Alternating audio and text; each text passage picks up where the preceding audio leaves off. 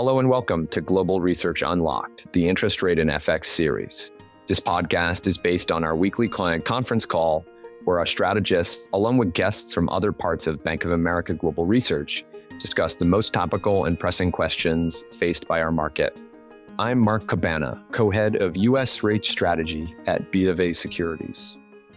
Today is July the 10th, and we're going to discuss concerns around the recent commodity price increase as a result of higher geopolitical tensions.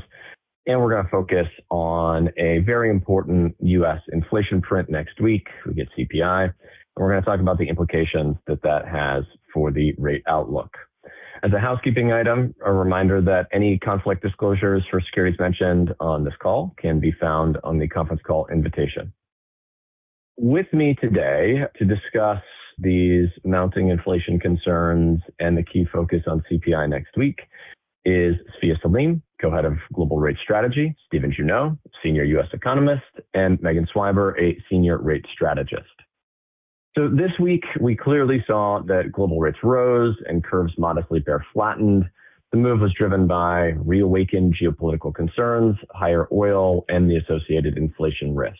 It also occurred in the context of this very important inflation report we're going to get next week, which is really seen as critical for the pricing of the July FOMC meeting. So to dive into this in a little bit more detail, I wanted to first bring in Sfia. I wanted to ask you what your impression of the global rate reaction was to the increased geopolitical risks and higher oil. Anything in particular stand out to you? Yes. Hi, Mark. Hello, everyone.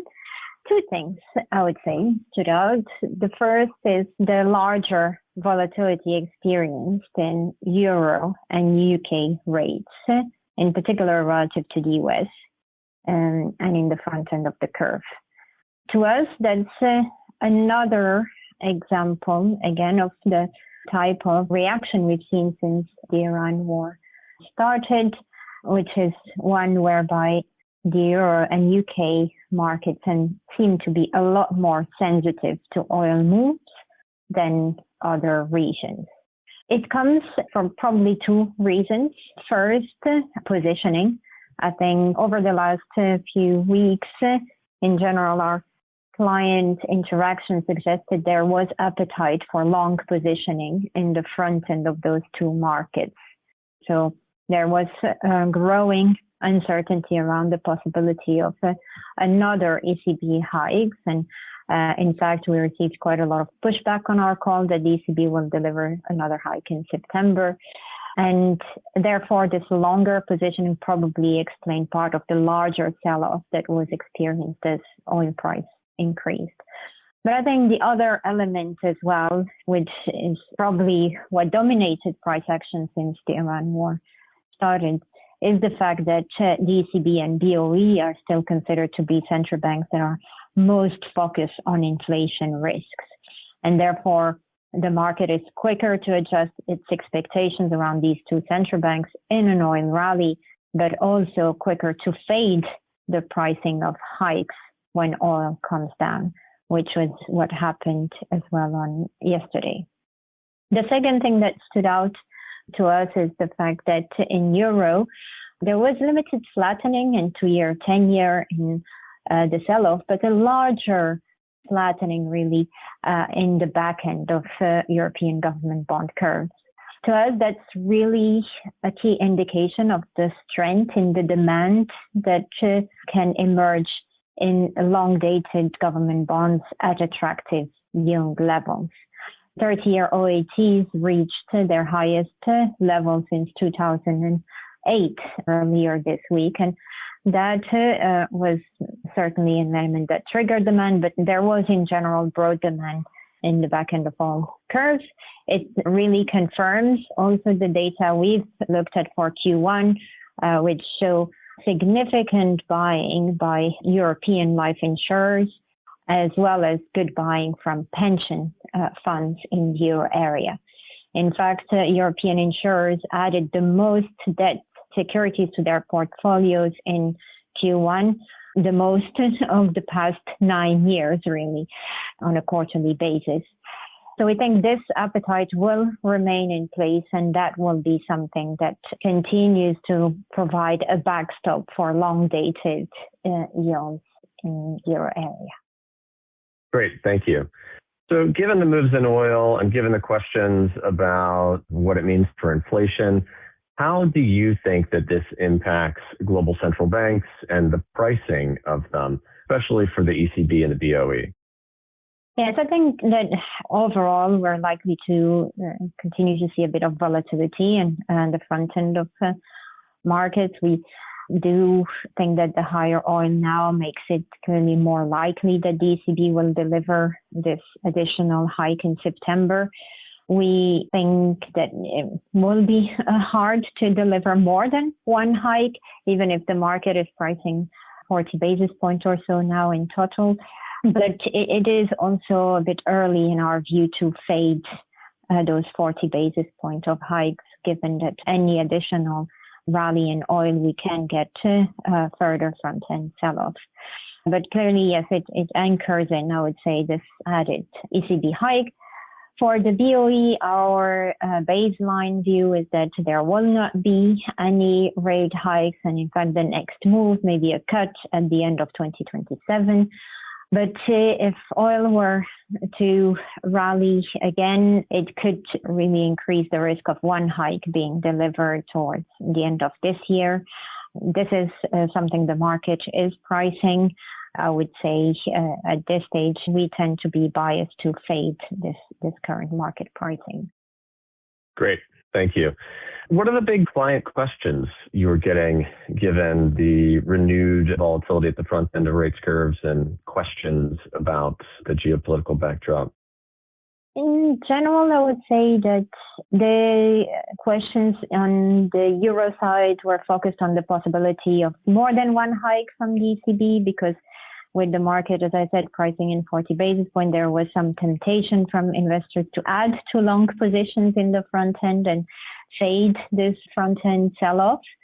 But beyond that, I think the focus is now really turning on to curves and the possibility for this renewed escalation to challenge the typical carry trades that are put on over the summer. So that includes long end forward steepeners, but it includes also long position in periphery spreads and semi-core spreads. So the questions focused on that, and our view when it comes to long end of the curve, it makes sense to be cautious, and as I said, to acknowledge the strength in demand that could indeed challenge those forward steepeners in the summer. Two other sources of questions, I would say, independently from the geopolitical tension, it's a bit more on the political side and on the technical side. So on politics, more questions on France, given the renewed attentions on the upcoming elections, with Le Pen announcing its candidacy now for the French presidency. And also the renewed focus on budgetary situation, with the French government mentioning that it will be difficult to stick to the 5% deficit target. So this is attracting attention because positioning in OATs has been long ahead of the summer as carry trade. The other technical element is really around seasonality, because there are typically quite strong seasonal patterns in July, notably rally in bonds, flattening in 210s, and rally in forward real rates. Clients are wondering whether the geopolitical tensions could challenge those typical seasonality patterns. Great. Thank you. Okay, now let's transition to the U.S. and CPI next week and the associated potential implications for the Fed as well as market pricing. Let's start with Stephen. Stephen, you had your CPI forecast out recently. What are you looking for, and how do you see the balance of risks around your forecast? Yeah, so we're looking for a relatively strong print, not on the headline. So we're expecting headline will fall by about 0.1% on a month-over-month basis. That's really a reflection of the fact that gasoline prices have come down by about 10% on non-seasonally adjusted basis in June. Obviously, with the moves in oil prices that we've seen recently, maybe that decline might not continue into the coming months, but still the the relative decline from where we were just a couple of months ago does probably present further downside to energy prices. So consumers should get some relief at the pump in the form of lower headline inflation, and they probably experienced that in June, which obviously helps spending in terms of real terms.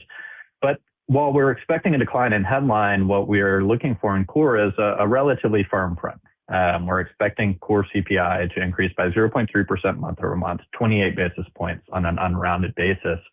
And that's really a reflection of our expectation that you're going to see World Cup related demand spill into higher price hikes for things like lodging, things like airfares, even car rentals, even admissions to sporting events, right? So you'll get some kind of temporary inflation in the month of June due to the World Cup effect that should fade over the coming months, all that being said.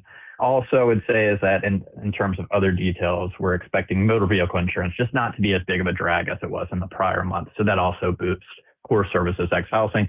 So it's a report that looks good on the surface in the form of a decline in headline inflation. But the issue is when you look under the hood for the Fed that you're probably looking at sticky core services ex housing inflation. And that's something that they're really focusing on right now, given kind of the upside pressure on inflation, given the potential risks that they see in their forecast. So it does keep this hawkish bias in play if our forecast does prove to be right. In terms of the risk around our forecast, I would say talking with people and looking at the market pricing, where fixings are right now, the risk to our forecast at least seems to be to the downside. We seem to be on the higher end of consensus. We're above market pricing. Some of that I think is just due to uncertainty about what this World Cup impact will actually be. There's a lot of kind of different reports on there, but when we look at the STR data, the hotel industry's data, we see a pretty significant increase in average daily room rates. So we do think there's some impulse of demand. And also when we look at our own internal data from our institute, from our credit and debit card holders, we do see increased spending across host cities, right? So we do think there's a demand impulse coming from the World Cup. And if you looked at prior World Cups and in Europe and France, you did see an inflationary effect in Brazil. So I wouldn't be surprised to see kind of some more upside pressure there. That's why we kind of penciled it in. But yeah, risk in terms of market pricing suggests that we're a little bit on the high end. And that also seems to be the case when we look at some of our peers as well. So you talked about your forecast in relation to consensus. You're a little bit higher on core. What has the client feedback been from your forecast? And what are the frequent inflation questions that you're getting? Yeah, so it's exactly that, Mark. It's that we seem to be a little bit high on a few of these components, and they're kind of wondering what's driving that. And you know, I point to some of these data already that we use in terms of our forecast, and that's driving kind of our expectation for firmer kind of travel-related inflation this month than maybe what some of our clients are expecting, at least on the front end. So just when thinking about the month ahead. Now, in terms of the questions that we're getting more broadly on inflation, it's about what does it look like in the second half of the year? Obviously, the first half of inflation has been very firm.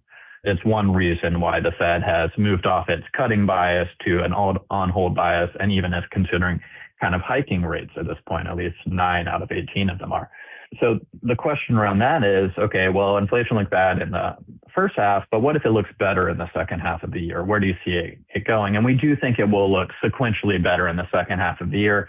But the issue is that we don't think it's going to look all that great, right? We're forecasting core PCE to average about 22 basis points in the second half of this year, which is well above kind of the run rate you need to hit 2%. And we heard from Williams earlier this week. He said that if we continue to see inflation surprise to the upside, run above our target, then we may need to adjust rates. When you looked at the minutes as well, the minute said if participants didn't see improvement on inflation towards 2% soon, then it might be appropriate to hike rates as well. So even though you'll get relative improvement in our forecast of say 22 basis points in the second half of the year, well, you need 17 basis points to be consistent with 2%. So that's still going to leave you well above your target at the end of the year when you're looking at the year-over-year rates. But yeah, I would say that's really the core question right now is what does it look like in the second half of the year? And then the other question we get a lot is how much of this inflation can we look through? How much of it is temporary in nature? I kind of flagged that we have some World Cup inflation in our June forecast, right? That's a temporary phenomenon. That should fade out. We know that tariffs are boosting inflation by about 60 to 70 basis points. Again, this is already showing signs of fading out when you look at sequential data. That should continue.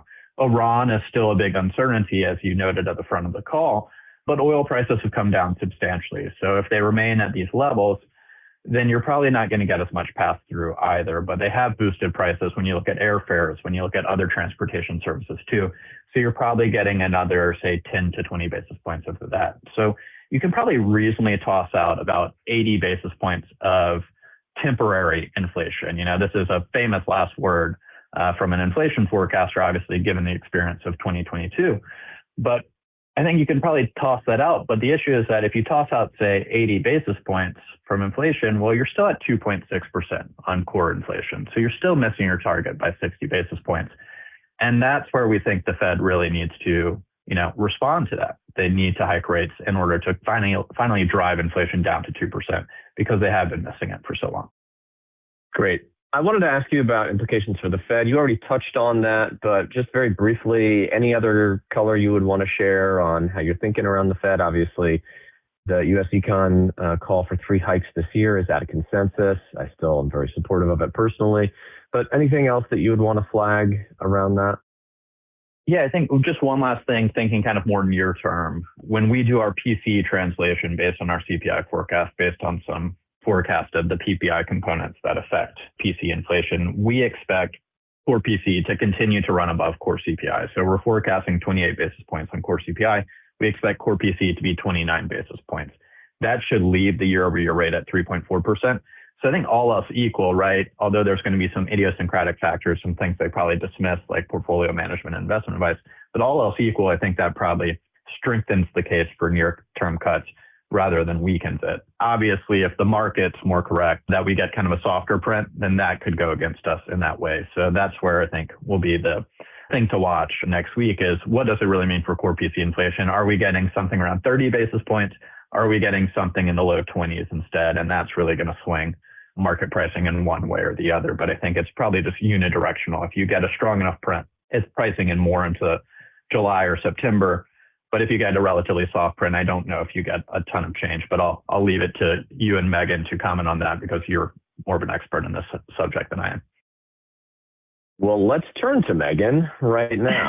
Megan, how do you think the market will react to Stephen's expected CPI forecast if it realizes?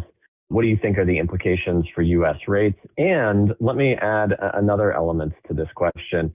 This morning, Stephen, you and your team just published your June retail sales forecast. You are now calling for retail sales to be about double what the street is, as far as headline is concerned, as well as ex-autos and gas, as well as in the core control group.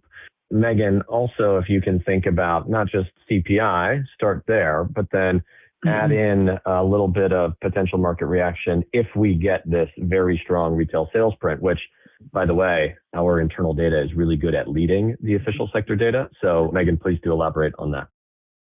Sounds good, Mark. And so following the weaker than expected payrolls number that we got, we do think it's going to require a strong core CPI to really push markets and the Fed towards a July hike. The print that Stephen's expecting probably keeps markets patient on a July hike, but depending on that composition, so as Stephen was talking about, right, what the Fed's going to be very mindful of is that core services, ex-housing component, thinking about what the translation is going to look like through to core PCE, which of course is what the market pretty much does in real time as we digest the data.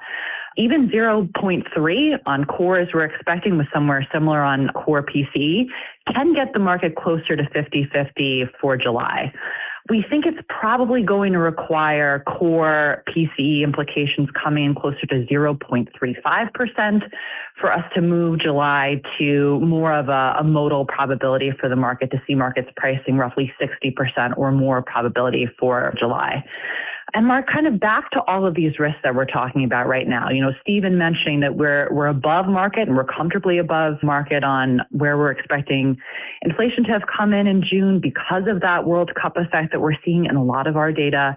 The retail sales data and what we continue to stress in a lot of our client meetings is just how strong our B of A card data is, both from a spending perspective, but also what we're seeing in terms of deposit bases, what we're seeing in terms of wage increases, at least their proxy of that. It still just supports this narrative that we've seen for several years now of U.S. exceptionalism and a U.S. consumer that really is the engine of the U.S. economy.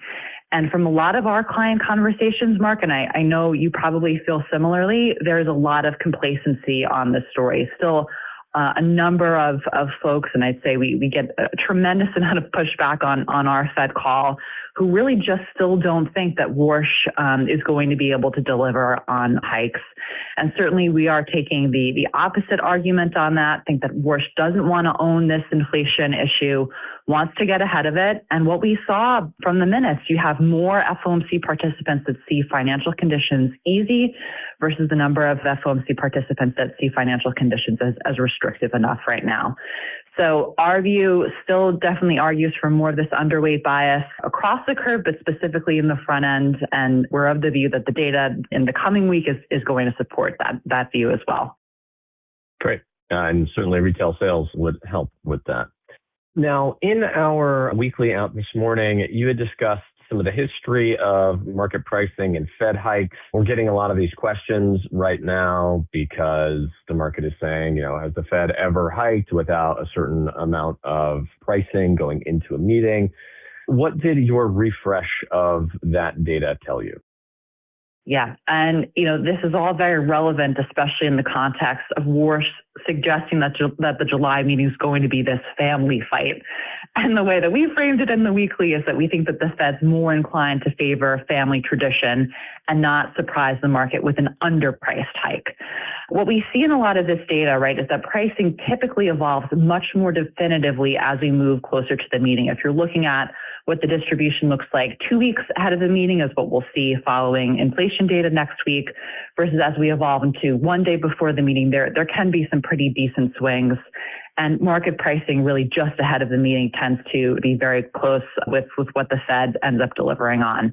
But historically, 2 weeks ahead of the meeting, the Fed has only delivered a hawkish 2 to 5 basis point surprise versus pricing less than 20% of the time, and a 5 to 10 basis point surprise versus what the market's pricing less than 10% of the time. So this overall suggests that we would need to see the market pricing near 80% of a July hike post the inflation data for the Fed to deliver on a hike. And the Fed has almost never surprised on the hawkish side of a 50-50 pricing outcome 2 weeks before the meeting. So it's very unlikely that if Fed hikes are viewed by the market as much more of a toss-up. You really need the data to get the market much more convinced for the Fed to be delivering on a hike. Now, how do we get to 80% pricing? It probably requires a minimum of that strong inflation print next week. So thinking more like 0.35% in terms of implications for core PCE. Maybe need to see continued risks of higher oil prices. And then, Mark, as we're discussing, more of this risk that retail sales comes in quite strong and is more in line with what we're seeing from overall consumer data. Of course, we're also going to get Humphrey Hawkins' testimony next week. Not expecting much forward guidance, of course, from Warsh on that for the July meeting, but of course going to be a focal point for the market in terms of getting any sense of how he's assessing inflation risks and where policy restrictiveness is, considering financial conditions right now. And Stephen, just wanted to ask you a bit here too. We did see the Fed task force leadership announced this week. Any big takeaways there or market implications? Yeah, I mean, I don't know about market implications yet, right? Because we don't really know what these task force will conclude. If anything, right, this elections make the kind of conclusions more uncertain, because the roster that Warsh has kind of assembled for these task forces is really impressive. He's kind of stacked each task force with these 5-star economists. And they're going to do their research, right? They're going to take their time. They're going to compile their staff and kind of do their best effort on each of these, right? So I don't think there's a foregone conclusion already set up. So we can't kind of guess what the market implications are. But what I think we did learn is that Warsh is taking these seriously, right? The new chair, he's really focusing on these. He really views this as an opportunity to shake up how the Fed does things and how they think. And he's added a lot of credibility to these task force, I think, with its selections. He's not staffing people with who you think have kind of clear views in one direction or the other, right? There are people with varying views, varying opinions, strong opinions. So I think that's good. I think it lends a lot of credibility to the institutions, to the task force, to the work that they do. And what it will probably help wash out with once the task force do conclude their research is it will help him convince the committee of their findings, right? Because it does have so much credibility about who's working with it. So I'm sure he'll get more buy-in from the FOMC on these potential changes because of who is leading these task force. So we'll have to see what the conclusions are right now. I think it's anyone's guess, but I do think they've got a lot of credibility behind them with who he's picked. Great question. That concludes, I think, everything that we wanted to discuss. Thanks for joining us today. We hope you found this useful and that you'll tune in next week.